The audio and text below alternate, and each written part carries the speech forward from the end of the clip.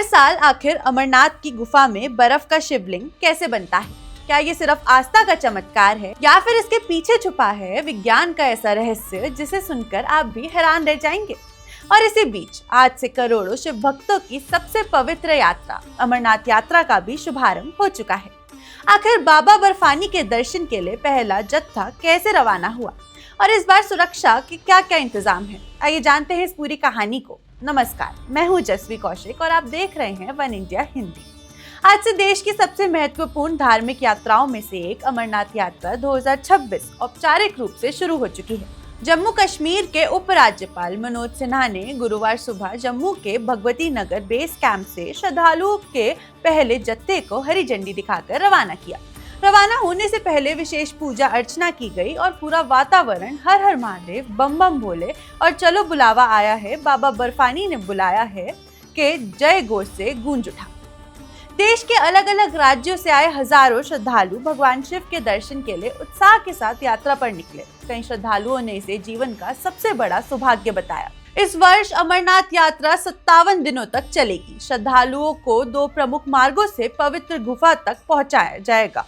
पहला है पारंपरिक पहलगाम मार्ग, जो अपेक्षाकृत लंबा है लेकिन आसान माना जाता है। दूसरा है बालटाल मार्ग, जो छोटा जरूर है लेकिन अधिक कठिन और चुनौतीपूर्ण माना जाता है। पहला जत्था गुरुवार को जम्मू से रवाना हुआ और शुक्रवार सुबह श्रद्धालु पवित्र गुफा की ओर आगे बढ़े। इस बार सुरक्षा व्यवस्था पहले से कहीं अधिक मजबूत की गई है। यात्रा मार्ग पर सुरक्षा बलों की कई परतें तैनात हैं। प्रशासन, पुलिस, अर्धसैनिक बल और अन्य एजेंसियां लगातार निगरानी कर रही हैं ताकि यात्रा पूरी तरह सुरक्षित हो। उपराज्यपाल मनोज सिन्हा ने स्वयं भगवती नगर बेस कैंप का दौरा किया है। उनके साथ मुख्य सचिव अटल और वरिष्ठ प्रशासनिक अधिकारियों ने सुरक्षा, स्वास्थ्य सेवाएं, पंजीकरण, लंगर, पेयजल और स्वच्छता यातायात व्यवस्थाओं का निरीक्षण किया। उन्होंने श्रद्धालुओं से बातचीत भी की और उपलब्ध सुविधाओं की जानकारी ली। अब सबसे बड़ा सवाल, हर साल बर्फ का शिवलिंग बनता कैसे है? अब आते हैं उस सवाल पर जो हर करोड़ों लोगों के मन में उठता है। आखिर अमरनाथ गुफा के अंदर बर्फ का शिवलिंग अपने आप कैसे बन जाता है? क्या ये केवल धार्मिक आस्था का विषय है या फिर इसके पीछे कोई वैज्ञानिक कारण भी मौजूद है? दिलचस्प बात यह है कि दोनों बातें एक साथ सही हो सकती हैं। जहां करोड़ों श्रद्धालु इसे भगवान शिव का दिव्य स्वरूप मानते हैं, वहीं वैज्ञानिक इस प्राकृतिक घटना को भूविज्ञान यानी जियोलॉजी के माध्यम से समझते हैं।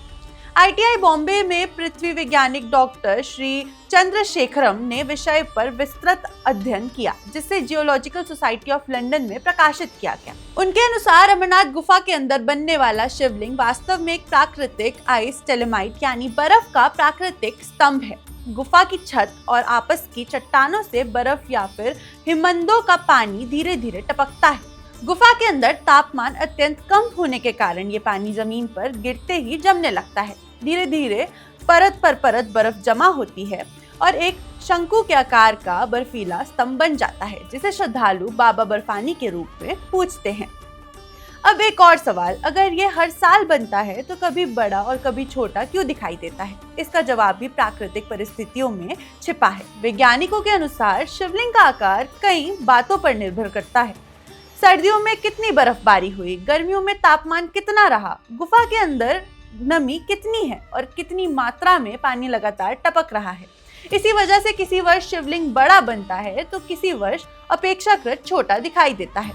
अब सबसे महत्वपूर्ण बात यह है कि वैज्ञानिक स्वयं ये नहीं कहते कि विज्ञान आस्था को गलत साबित करती है। डॉक्टर चंद्रशेखरम के अध्ययन में ये स्पष्ट किया गया है कि भारत के अनेक धार्मिक स्थलों के पीछे प्राकृतिक और भूवैज्ञानिक प्रक्रियाएं काम करती हैं, लेकिन इन वैज्ञानिक कारणों से उन स्थलों का धार्मिक महत्व कम नहीं हो जाता। यानी विज्ञान ये बताता है कि ये घटना कैसे होती है, जबकि आस्था ये मानती है कि ये भगवान शिव की कृपा और दिव्य उपस्थिति का प्रतीक है। दोनों अपने अपने स्थान पर महत्वपूर्ण हैं। इसी बीच जम्मू, श्रीनगर, बालटाल और पहलगाम के सभी बेस कैंपों में श्रद्धालुओं की भारी भीड़ देखने को मिल रही है। भजन कीर्तन, जयकारे और शिव भक्ति का माहौल पूरी घाटी में महसूस किया जा रहा है। प्रशासन का कहना है कि यात्रियों की सुविधा के लिए चिकित्सा सेवाओं से लेकर भोजन, पेयजल, विश्राम और आपातकालीन सहायता तक सभी आवश्यक व्यवस्थाएं की गई हैं। तो दोस्तों, अमरनाथ का बर्फ का शिवलिंग करोड़ों लोगों के लिए अटूट आस्था का प्रतीक है। वहीं वैज्ञानिक इसे प्रकृति की एक अद्भुत और दुर्लभ भूवैज्ञानिक प्रक्रिया मानते हैं। आस्था और विज्ञान दोनों की अपनी अपनी दृष्टि है, लेकिन दोनों इस बात पर सहमत हैं कि अमरनाथ गुफा प्रकृति की एक अनोखी धरोहर है। अब सवाल आपसे है कि आपको लगता है कि विज्ञान और आस्था एक दूसरे के विरोधी हैं या फिर दोनों साथ साथ चल सकते हैं? अपनी राय हमें कमेंट सेक्शन में जरूर बताएं। अगर आपको ये जानकारी पसंद आई है तो वीडियो को लाइक करें, शेयर करें और वन इंडिया हिंदी को सब्सक्राइब करना ना भूलें। मैं हूँ जस्वी कौशिक, मिलते हैं आपसे अगले वीडियो में। हर हर Mahadev. Subscribe to One India and never miss an update. Download the One India app now.